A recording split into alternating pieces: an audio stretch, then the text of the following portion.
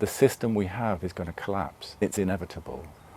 The question is, what's it going to collapse into? My name is Mat Osmond. I've lived in Falmouth since 1984, so I came here when I was 19 years old. I've worked at Falmouth University for the last 10 years or so. Work on a program called the MA Illustration Authorial Practice. I'm an artist by background. Got involved in a broader conversation around the ecological crisis and associated ecological thinking and philosophy actively from about 2004. I first started reading about Arctic melt and what that meant for us. And then from 2010 to 2015, I worked at Falmouth on a MA program that existed here at the time called the MA Art and Environment. And it was those 5 years that really began to bring home for me the scale of what we're talking about when we speak of the climate and ecological emergency. In terms of responding to it and doing anything about it, it was only in 2018 that I encountered a social movement that seemed to me to really speak to the scale of response needed, and that was Extinction Rebellion. And in many ways, having become part of the local coordination team of Extinction Rebellion here in Falmouth, I've been on something of a 2-year sabbatical from my practice. I still work as an artist, but it's been a fairly major investment of time and energy to do whatever I can to support that movement and its associated new offspring movements. I mentioned being introduced to this conversation when working on a course called the MA Art and Environment, and my colleague and friend Dara Montag, who ran that course, used to engage us in quite an interesting thought experiment, which is that, you know, there's a lot of decrying extinction, decrying ocean death, decrying species loss, and he said, it's worth stopping to ask, why is that a problem? Why is it a problem? And what you come down to, I think, when you follow that chain of questions honestly, for me, necessarily leads to love. You know, so that in that sense, environmentalism is a rather dry word for living in relationship, for living in a world that is a relational field, that's something that's alive and is being killed. And it's that experience of realizing that a world without wild biodiversity, as we have understood those terms, is now terrifyingly and tangibly present as an imaginal reality, as something that we can imagine and see unfolding before our eyes. You know, when my youngest son was about 7 at school, I remember him saying to me, "Dad, when I grow up, will there be any wild animals left?" And it sounds like a kind of sort of thing a child might say. It's a real question. You know, 68%, is it? It's sort of roughly 2/3 of wild mammalian life has been extinguished from the planet by human activity in 50 years. That's in my lifetime. You need to track the curve forward to understand where that leads. Again, in dry scientific terms, we're living through Earth's mass extinction event, a 6th mass extinction event. We need to understand that the previous 5 all happened before there were human beings on the planet. And this one, to my knowledge, is happening as fast as the worst of them. So at the university, I typically work with students who've either come from an illustration background and are looking for a more open-ended, creative engagement, which is not driven by commerce or driven by commission, but is driven by what's called an authorial intent. Actually, a lot of the students I work with come from outside of illustration, who come perhaps as creative writing graduates or fine art graduates or fashion and textiles graduates, who want to work in a kind of illustrational or authorial mode, often to tell stories. And actually in that context, what's been really interesting to notice in recent years is how predominant the theme of speaking to the ecological crisis has become in students' concerns. It's not always the only thing they want to address, but it's very often woven into it. I wouldn't like to say how many exactly, but It used to be the occasional student. Now it's a good proportion of each student group. The phrase relating to the environment in Cornwall came up, and I thought it was a really useful one to return a bit of perplexity on, because it's a conversation that's run very actively for me with some good friends who I've either got involved in exile with, having known them before Extinction Rebellion, or met through Extinction Rebellion. And I've met, obviously, a lot of people very actively involved in local regenerative agriculture or alternative energy creation locally, in direct kind of hands-on. Some of them work with Cornwall Council, you know, looking to sort of influence policy there or advise policy making there. So that kind of hands-on, more granular process of attending to the way we're doing things in Cornwall and the impact it's having on the biosphere is a really important layer in the conversation. It's not my primary focus. In other words, in the energy that I've been putting into this broader conversation around the climate and ecological emergency really comes down to the fact that whatever we do locally, it's not only misleading to be able to talk about autonomously safeguarding our environment here in Cornwall if we adopt the right behaviours, even if we at a kind of unitary council level adopt the right kind of policies and behaviours. I don't mean we shouldn't, I don't mean that's not important. I mean that we face the certainty of catastrophe if that is all we do. And that I think this answer kind of came up again and again to the different questions, because whenever that question of how it impacts on the local environment, there is no local environment that will not be impacted by runaway global heating. So that alone, and it's not even arguably the main issue, you know, the fact that we're the already present issue of a mass extinction, likewise, there is no part of Earth's life systems that are not affected by the cutting away and the cutting away and the cutting away of other threads within that fabric. It's something that we have to attend to at a larger systemic level if we're to attend to what directly and imminently threatens life here in Cornwall. That's kind of, I know that sounds rhetorical, but I honestly believe that that is quite dry empirical science.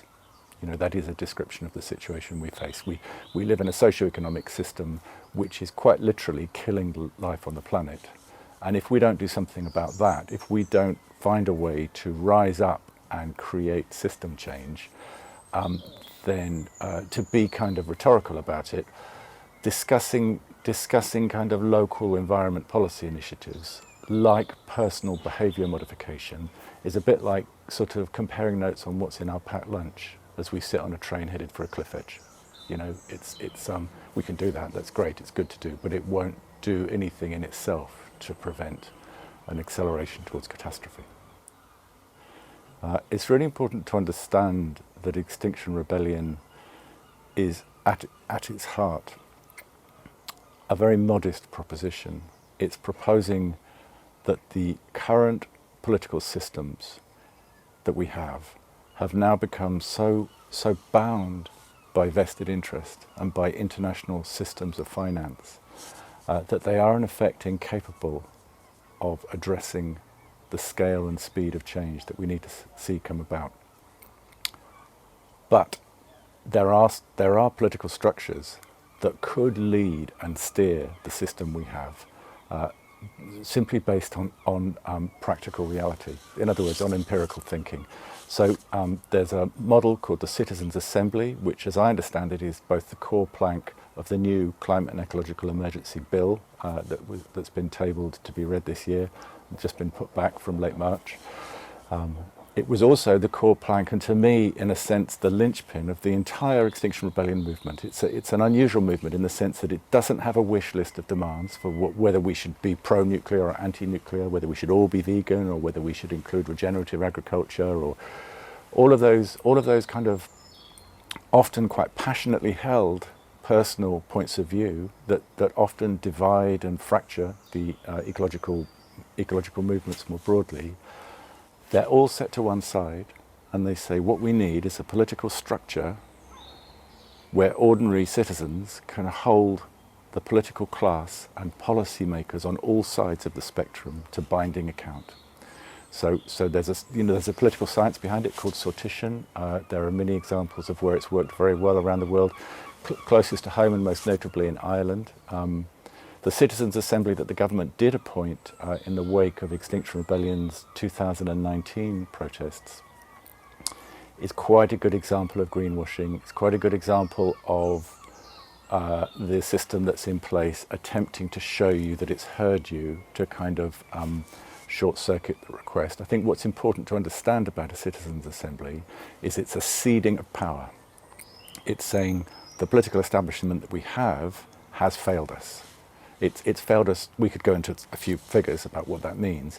It's failed us so chronically, so devastatingly, that at this point it's clear we need to create some kind of structural alteration within the system whereby the people who understand how serious the situation is can directly lead policy without the intervention of Rupert Murdoch, without the intervention of the fossil fuel industry, without the intervention of the banking sector, and that those kind of more systemic social structures can be held to account, because at the moment they cannot be.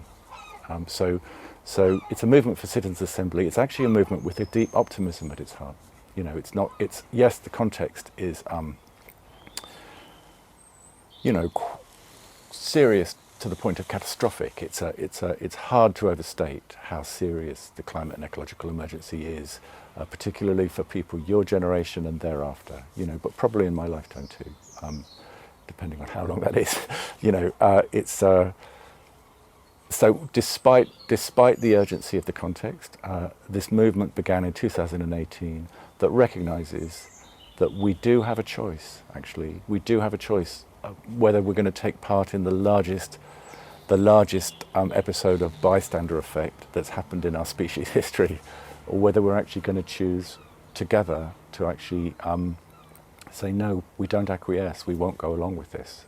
And that we're at a tipping point there.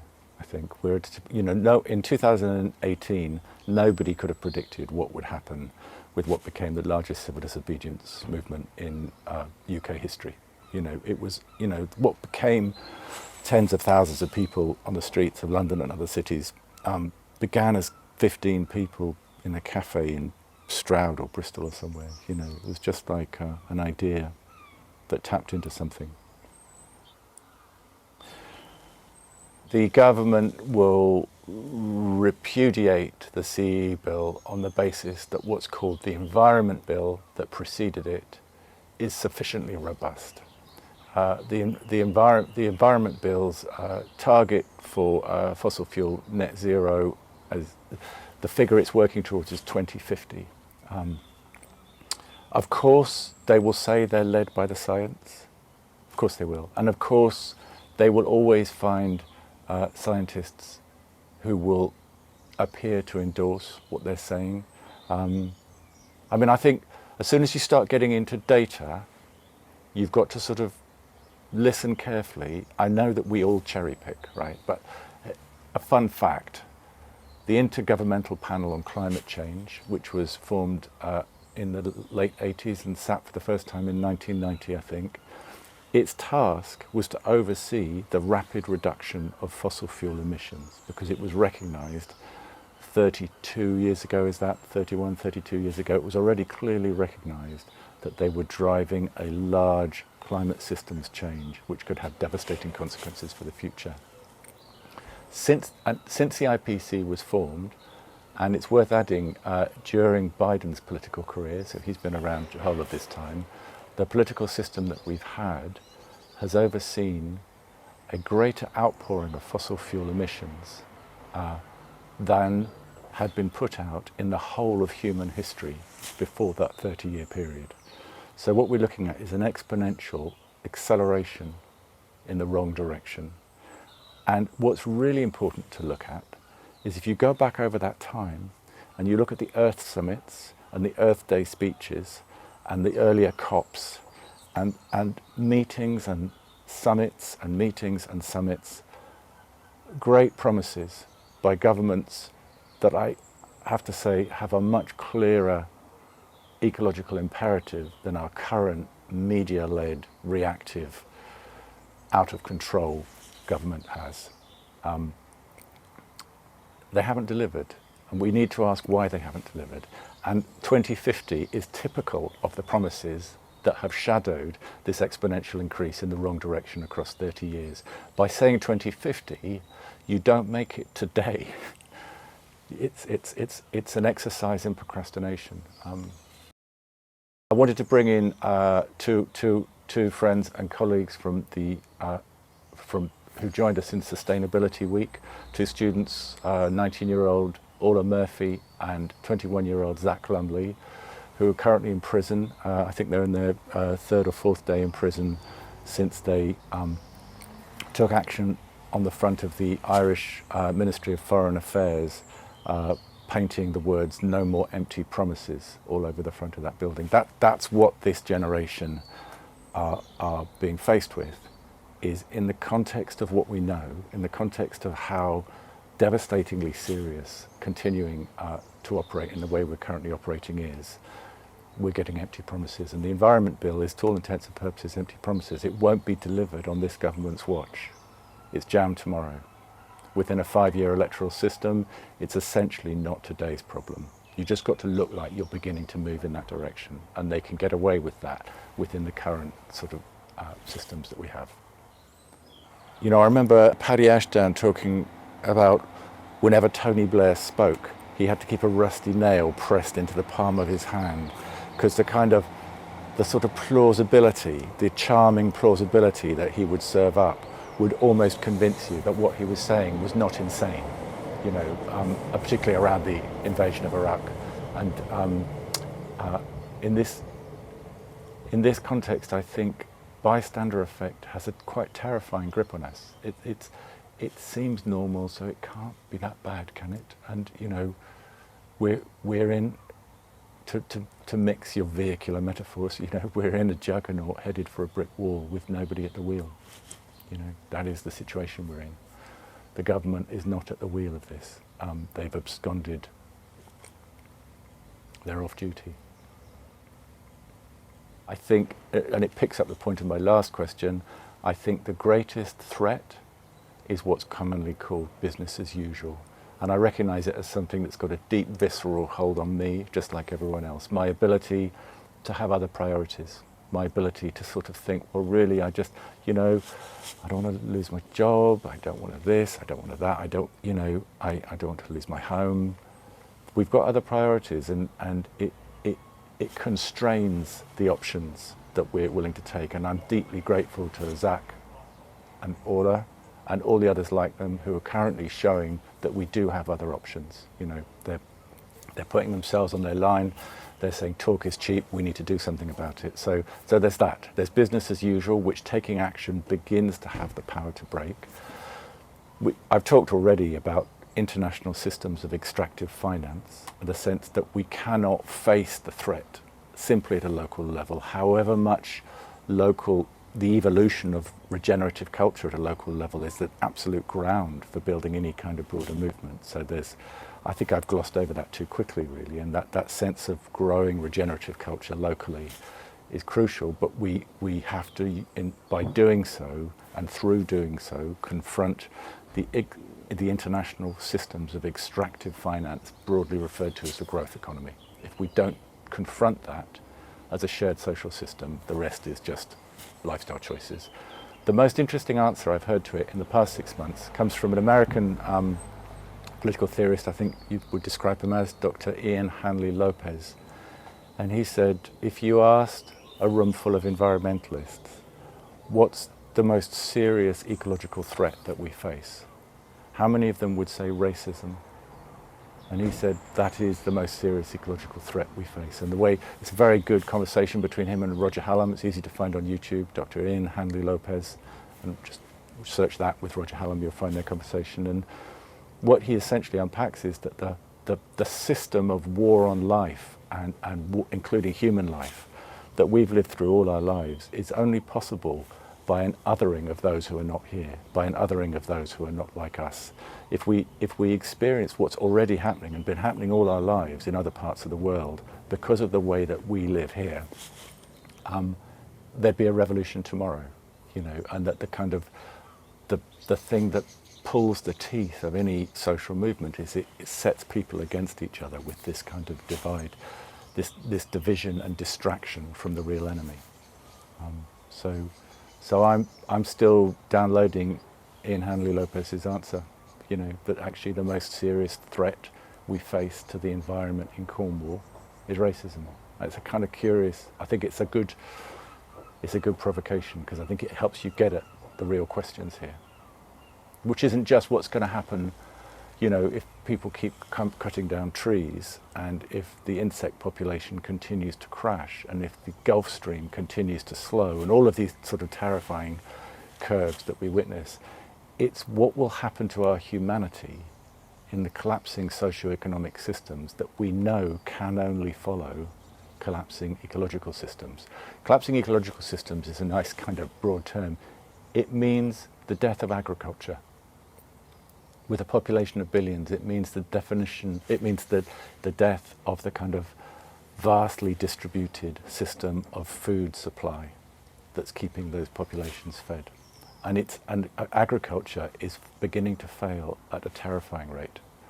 So, you know, that's probably a good place to start. Just look historically at the effect of that on populations, and you begin to realize what the threat to our humanity represents. Not just whether we survive or not as a species and those kind of abstract ideas, but what happens to societies under those kinds of conditions. The thing that I most want to return to relates to what I would call overwhelm. So I think we are constantly bombarded with crushing statistics. You know, I've served up a few of them. You know, 68% of biodiversity loss, 30 years, fossil fuels, blah, blah, blah. And something in us is flattened by it. It's like, you know, it's like having a lorry load of gravel poured over you each morning. You know, the latest Guardian article, the latest whatever, you know. And it creates the sense that this situation is not workable. And I think the point that I want to keep coming back to is that the social situation we're in is profoundly unstable.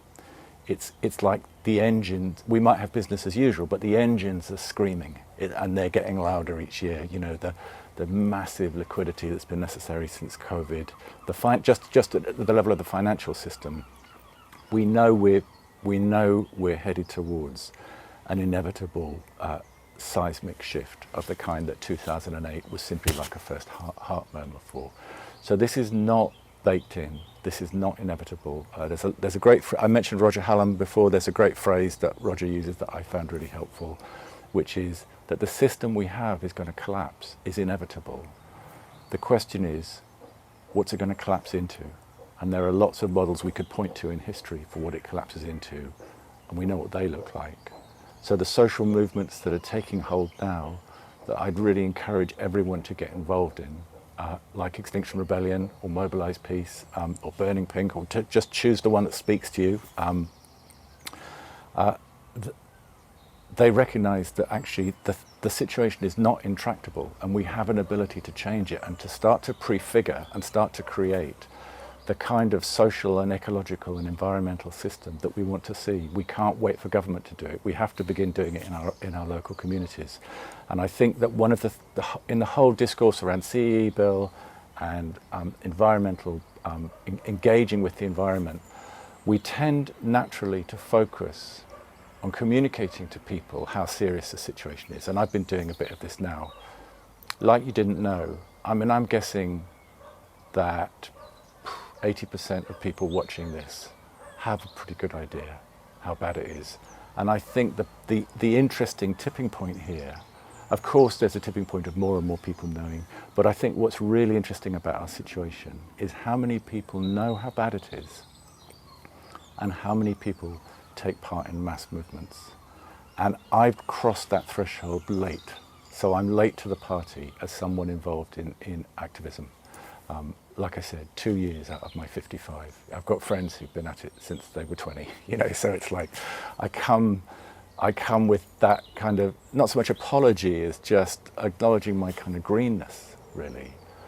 But the fact is, you know, what I said, that those mass civil disobedience movements in 2019 that had real material effect on government policy already, were the largest in British history. If everyone I knew, we had 100 who came up from Falmouth, give or take. It was about 100 I think, local rebels, as we like to call ourselves, from Falmouth, went up to London for those actions. If everyone I knew who understood how serious the situation was took part, it would be 2,000. You know, proportionally. I don't mean I know them all, but you know what I mean. I think the demographic to watch is those of us who know, at whatever age, and again, you know, thinking about Zach and Orla sitting in prison in Ireland now today, what people like them are doing is saying to their fellow teens, is saying to their peers, you can do differently, you know, and it actually makes it possible to think the situation. It makes it possible for the situation to become a present reality by taking action in it. It's something you can't actually do alone. I think that's what's really interesting about those movements. By taking part in those mass actions, you begin to be able to engage with the fact that this is actually real, this is actually happening, and we are here. You know, there's always a kind of personal element to it. There's always, why do people get involved in activism? But that's no more personal than why they don't, you know. So yeah, it's not something you can take on alone. I think get involved with others and begin to find a way to confront it together. Don't let anybody silence you with accusations of hypocrisy. You know, if this movement for social change was made up by people who only had fully congruent lives in terms of their participation in fossil fuel use or anything else, then it would be probably a movement of about 6 people. You know, it's like you can't watch out for that. Watch out for the way in which our neoliberal ideology will attempt to co-opt this back to lifestyle choice, and it will co-opt it in telling you everything's okay. You've just got to sort of go green in your shopping choices, and it will co-opt it by saying, you know, you are not a real ecological activist because you don't do this. You're not a real ecological activist because you don't do that. You know, it's insidious, and it is the nature of the problem itself right there. You know, it's about eviscerating community, atomizing society, reducing us all to consumers, customers, individual units responsible for our own ethical choices with no broader kind of polis that we're part of.